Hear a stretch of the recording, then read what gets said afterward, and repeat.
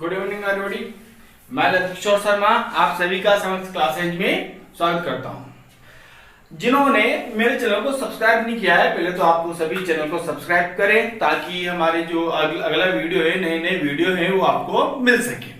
अब देखिए, हम भारतीय संस्कृति या भारतीय समाज पढ़ रहे थे और उस भारतीय समाज में हमारे जो अगला टॉपिक आएगा उसका नाम है विवाह। और यह जो विवाह नाम का जो एक टॉपिक है, यह टॉपिक भी बहुत महत्वपूर्ण है। और जो विवाह है, यह विवाह एक संस्कार है। विवाह क्या है? एक संस्कार। और जो यह विवाह संस्कार है, यह 15वें नंबर का संस्कार है। कितने नंबर का है? 15वें नंबर का संस्कार है। अब देखिए, जो विवाह होता है, ये विवाह होता क्या है? विवाह दो परिवारों में होता है। विवाह हमेशा कितने होता है? दो परिवारों में, मतलब दो परिवारों का बीच का जो समझौता होगा वही क्या कहलाएगा? विवाह। तो देखिए, वी प्लस वाह, वी यानी विशेष प्रकार से और वाह यानी वहन करना, कि जिस संस्कार में विशेष प्रकार से एक दूसरे का वहन किया जाता है, एक दूसरे के दायित्व निभाए जाते हैं, उसे ही हम कहते हैं विवाह। और जो विवाह है, इस विवाह की अलग अलग विद्वानों के द्वारा अलग अलग परिभाषाएं दी गई संपूर्ण विश्व में। हमारे भारत में भी महर्षि मनु के द्वारा, अन्य विद्वानों के द्वारा भी कुछ परिभाषाएं दी गई है। ऐसे ही कुछ विदेशी विद्वान हैं, इन विदेशी विद्वानों के द्वारा भी विवाह पर परिभाषाएं दी गई है। देखिए आप, वेटसन का कहना था विवाह के बारे में कि विवाह की जड़ें परिवार में है, न कि परिवार की जड़ें विवाह में। मतलब जो विवाह होता था वह विवाह किसमें होता था? परिवार में, बल्कि परिवार विवाह में नहीं होता था। इनका यही कहना है। तो इन्होंने क्या किया? वेटसन ने क्या कहा कि विवाह की जड़ें परिवार में है, न कि परिवार की जड़ें विवाह में। अगले हमारे विद्वान आए लूसी मेयर। लूसी मेयर ने भी कहा कि विवाह ऐसा योग है जिसमें स्त्री से उत्पन्न जो संतान होती है वह माता पिता की वैध संतान होती है। अगले विद्वान आए हमारे WHR गिल्स। कौन से आए? WHR gills. इनका कहना है कि जिन संसाधनों से मानव यौन संबंधों का नियमन करता है, जिन संसाधनों से मानव यौन संबंधों का नियमन करता है, उन्हें ही क्या कहते हैं? विवाह। और हमारे जो एक भारतीय विद्वान है मजुमदार, भारतीय विद्वान है मजुमदार। इन मजुमदार ने विवाह की परिभाषा देते हुए कहा कि विवाह को कानूनी, सामाजिक, धार्मिक मान्यता प्राप्त है और जिसमें दो विषम लिंगी यौन संबंध स्थापित करते हैं। अब देखिए आगे विवाह के उद्देश्य। जो विवाह के उद्देश्य हैं, यह विवाह के उद्देश्य भी अलग अलग विद्वानों द्वारा अलग अलग बताए गए। यहां पे हम दो विद्वानों के द्वारा जो उद्देश्य दिए गए हैं, इन उद्देश्यों को देखेंगे।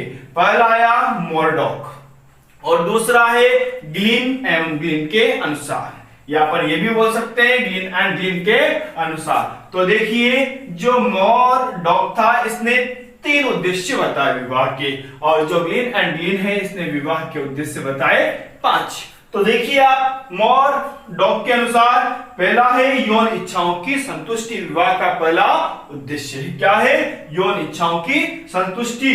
दूसरा है संतानोत्पत्ति व उस संतान का लालन पालन करना। तीसरा है आर्थिक सहयोग, एक दूसरे का आर्थिक सहयोग करना। फिर देखिए, जो ग्लिन एंड ग्लिन है या ग्लिन एंड ग्लिन है, इसके अनुसार 5 उद्देश्य दिए गए। वो है पति पत्नी के बीच यौन संबंधों की स्थापना, आर्थिक सहयोग करना, भावात्मक संबंधों की स्थापना, वंश या जिम्मेदारी की स्थापना, परिवार की स्थापना। तो ग्लिन एंड ग्लिन के द्वारा कितने दिए गए? 5।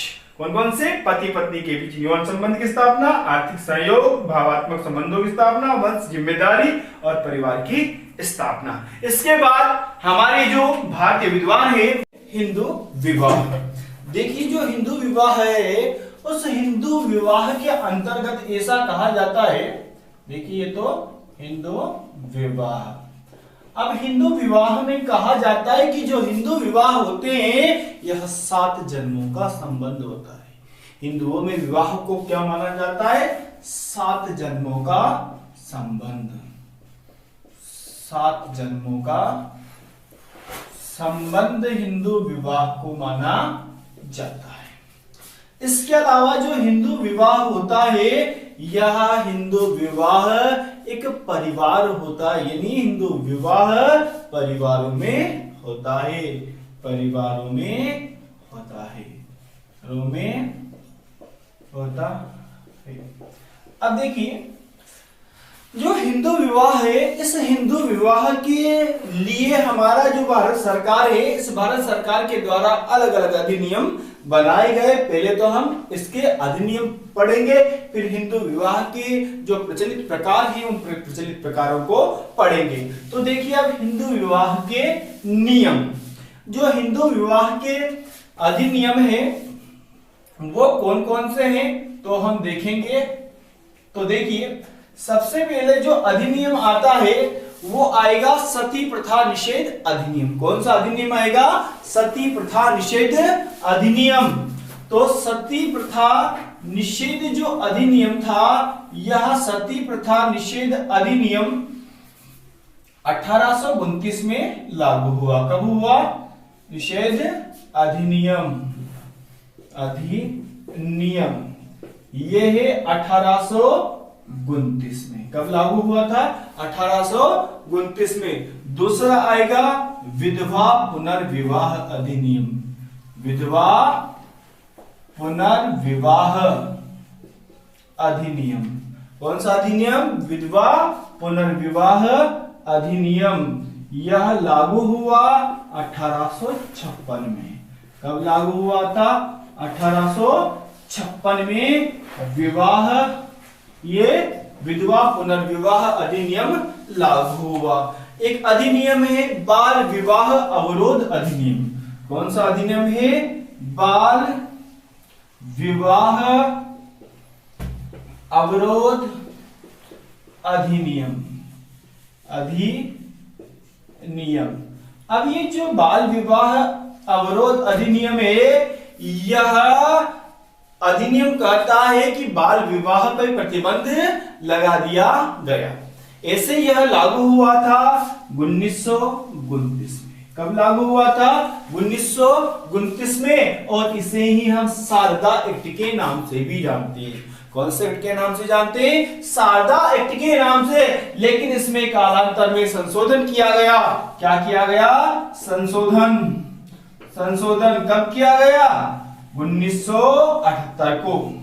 तो जो 1929 का जो अधिनियम था, इसके अनुसार लड़की की जो आयु थी विवाह की, वह लड़की की आयु थी 15 वर्ष और जो लड़के की आयु थी वह थी 18 वर्ष इस अधिनियम के अनुसार। लेकिन जब 1978 में संशोधन हुआ इस अधिनियम में, तो लड़की की जो आयु थी, यह लड़की की आयु तो कर दी गई 18 वर्ष और लड़के की आयु कर दी गई 21 वर्ष। ये था हमारा बाल विवाह अवरोध अधिनियम, जिसका ही दूसरा नाम क्या है? शारदा एक्ट के नाम से भी यह जाना जाता है। देखिए अब उसमें इसके अलावा जब क्या हुआ, किसी कारणवश पति और पत्नी साथ नहीं रह पाए, तो उसके लिए भी एक अलग से अधिनियम हमारी भारत सरकार ने बनाया। तो पृथक आवास एवं गुजारा भत्ता अधिनियम। क्या नाम है उसका? पृथक आवास एवं गुजारा भत्ता अधिनियम। तो छोटा आएगा पृथक आवास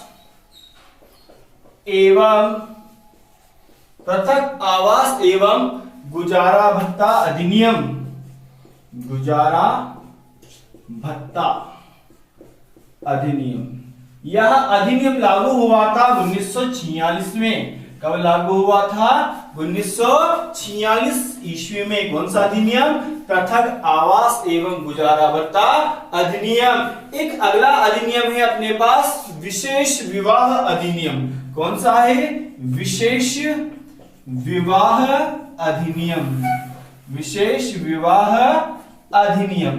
देखिए इस अधिनियम के अंतर्गत जो अंतरजातीय और अंतर धार्मिक जो विवाह थे उन्हें मान्यता प्रदान की गई और यह अधिनियम लागू हुआ था 1954 में।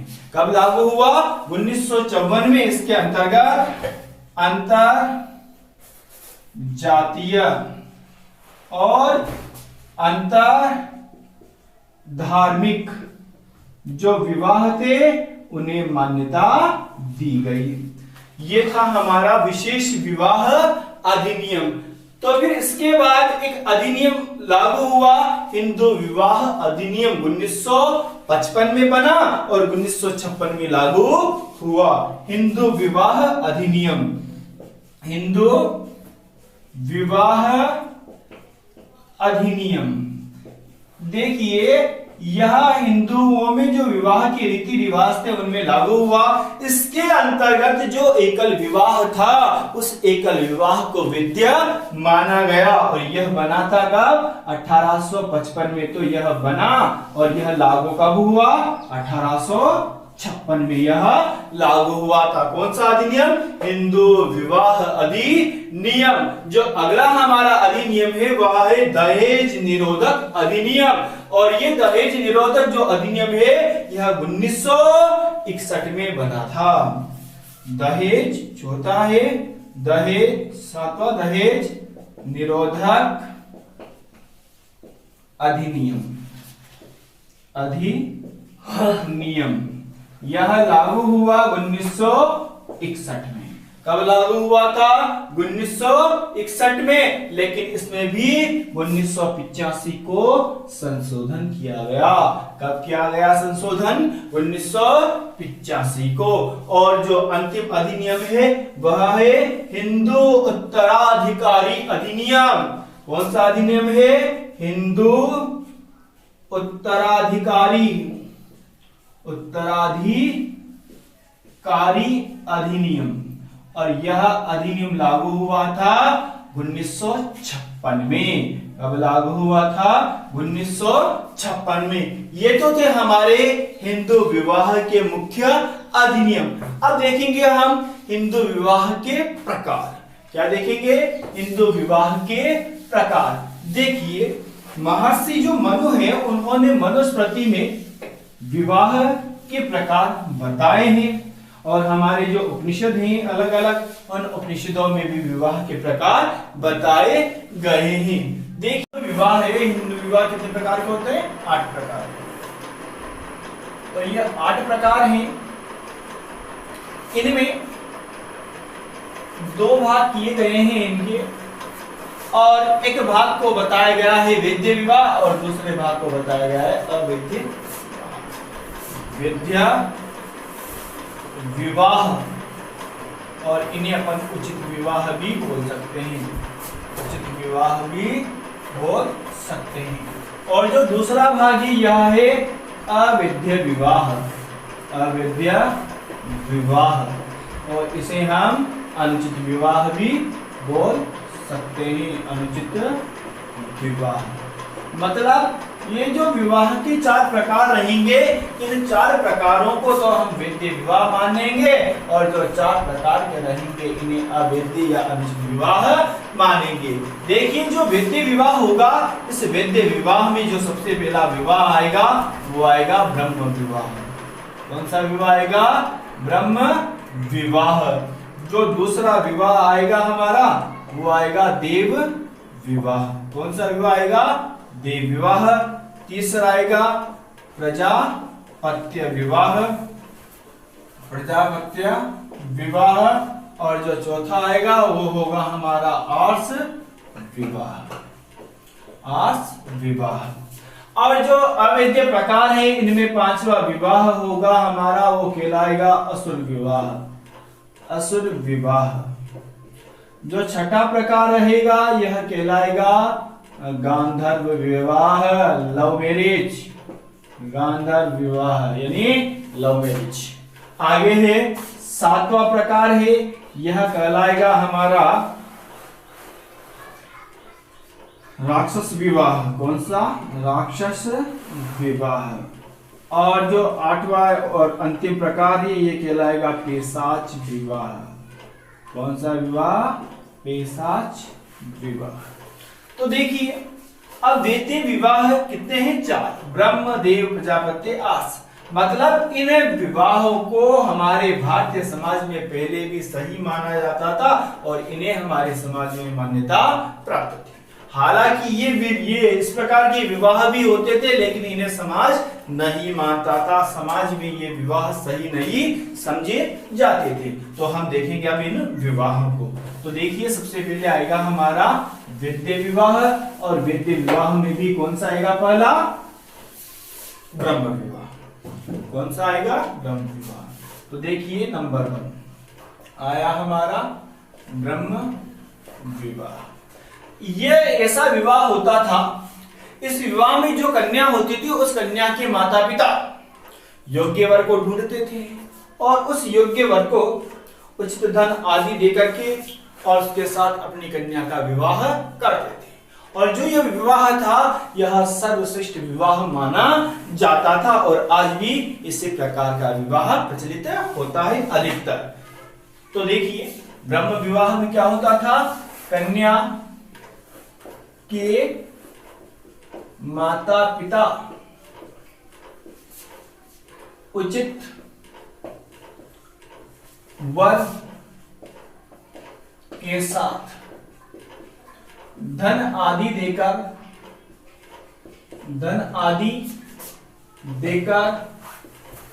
कन्या का विवाह करते थे।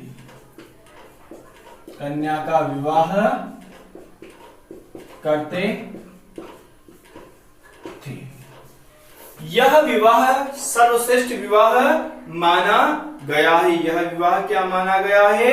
सर्वश्रेष्ठ विवाह माना गया है।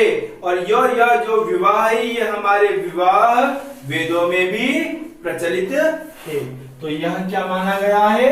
सर्वश्रेष्ठ विवाह। सर्वश्रेष्ठ विवाह इसे माना गया है।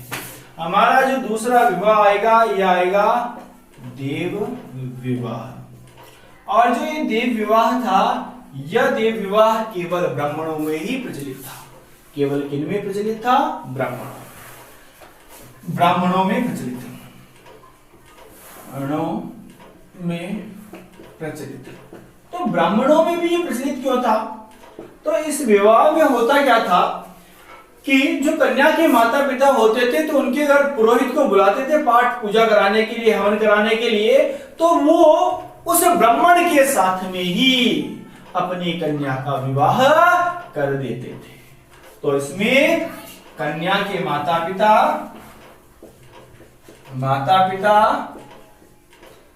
कन्या का विवाह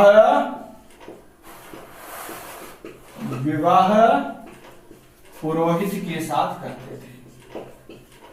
पुरोहित के साथ करते थे। इसमें कन्या के माता पिता जो विवाह होता था वो किसके साथ करते थे? पुरोहित के साथ में। अब देखिए जो तीसरा आता है हमारा वह आता है प्रजापत्य विवाह। कौन सा विवाह आएगा? प्रजापत्य विवाह। तो देखिए तीसरा है प्रजापत्य विवाह। देखिए प्रजापत्य विवाह में क्या होता था? इसमें कन्या और वर एक दूसरे को पसंद करते थे और उनके विवाह को उनके माता पिता स्वीकृति प्रदान करते थे। वो कहलाता था प्रजापत्य विवाह। इसमें वर वधू एक दूसरे को पसंद करते थे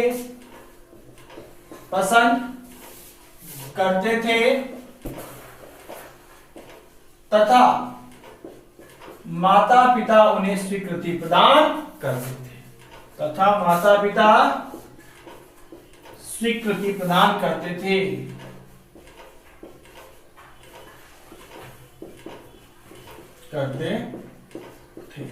जो चौथा विवाह आता है वह आता है आस विवाह।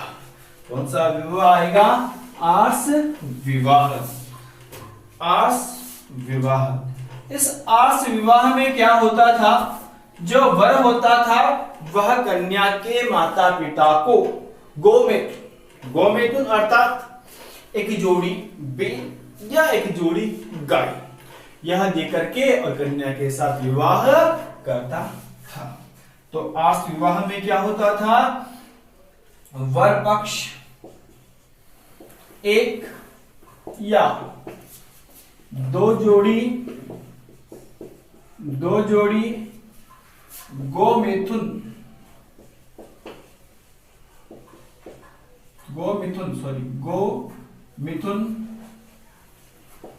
देकर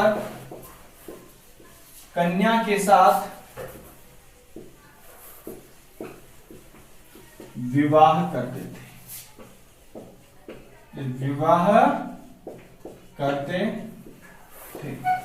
ये हुए चार प्रकार जो सर्वश्रेष्ठ माने गए हैं। जो हमारा पांचवा प्रकार आएगा वह पांचवा प्रकार आएगा राक्षस विवाह, सॉरी असुर विवाह। कौन सा आएगा, असुर विवाह। असुर विवाह पांचवा, असुर विवाह। इस विवाह में क्या होता था कि जो वर पक्ष होता था वह कन्या के माता पिता को अपनी श्रद्धा के अनुसार धन देकर के और कन्या के साथ विवाह करते थे। तो इसमें क्या होता था, वर पक्ष श्रद्धानुसार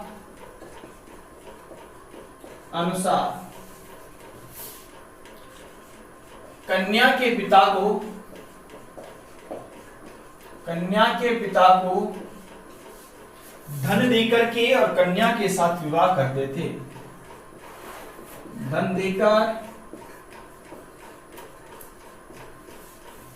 कन्या के साथ विवाह करते थे।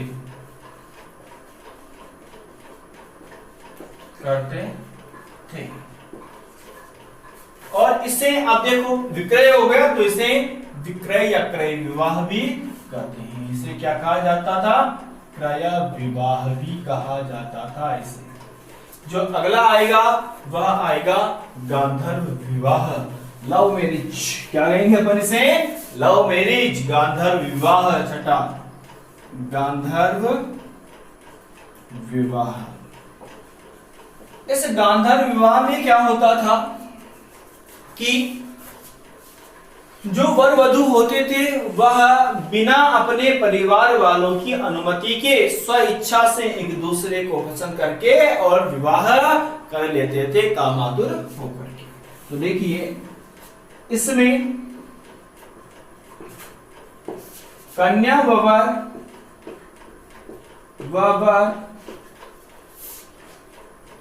कामातुर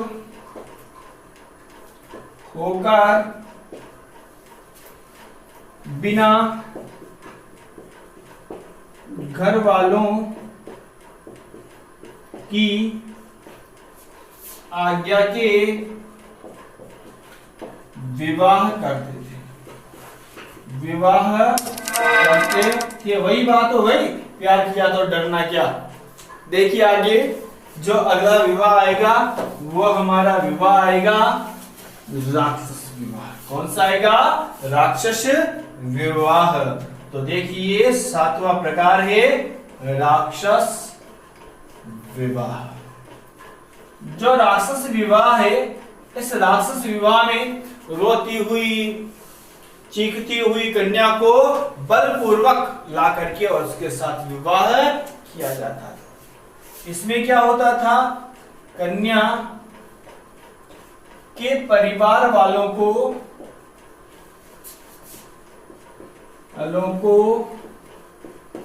मारकर या हराकर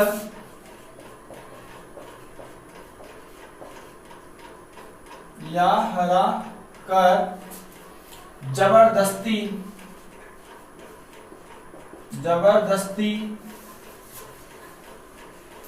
रोती हुई कन्या के साथ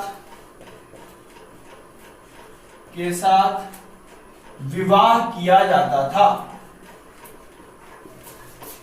विवाह किया जाता था।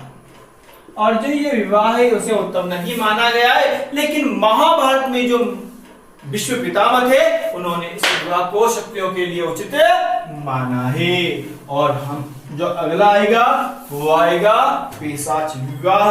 ये बिल्कुल निकृष्ट विवाह माना गया है, पैशाच विवाह। देखिए इस पैशाच विवाह में क्या होता था, सोई हुई कन्या या मदहोश कन्या, मतलब नशे मादक पदार्थों के सेवन हुई कन्या से छलवश शारीरिक संबंध स्थापित किए जाते थे और उसके बाद उससे विवाह किया जाता था। तो पैशाच विवाह, इसमें सोई हुई या मादक पदार्थ का सेवन की हुई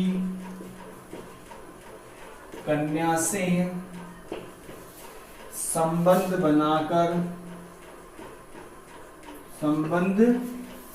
बनाकर विवाह किया जाता था, विवाह किया जाता था। और जो ये विवाह है, इस विवाह को भारतीय समाज में सबसे निकृष्ट माना गया है, अर्थात सबसे नीच विवाह माना गया है। देखिए भारतीय समाज में विवाह दो अन्य प्रकार का भी, इसे कहा जाता था अनुलोम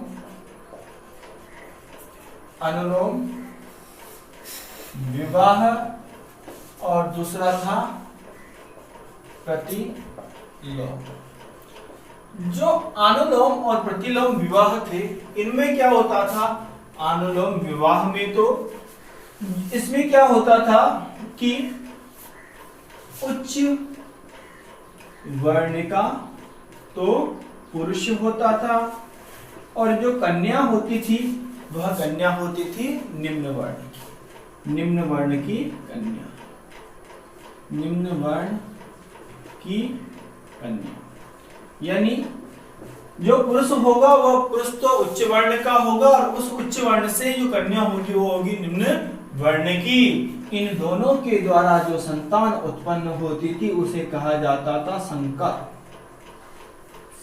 संतान से कहा जाता था।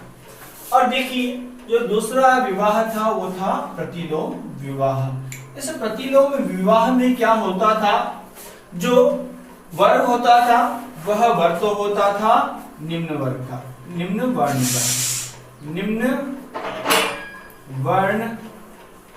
का वर, निम्न वर्ण का वर और उच्च वर्ण की कन्या। और जो ये विवाह होता था, इस विवाह से जो उत्पन्न संतान होती थी उस संतान को कहा जाता था चांडाल। क्या कहा जाता था, चांडाल।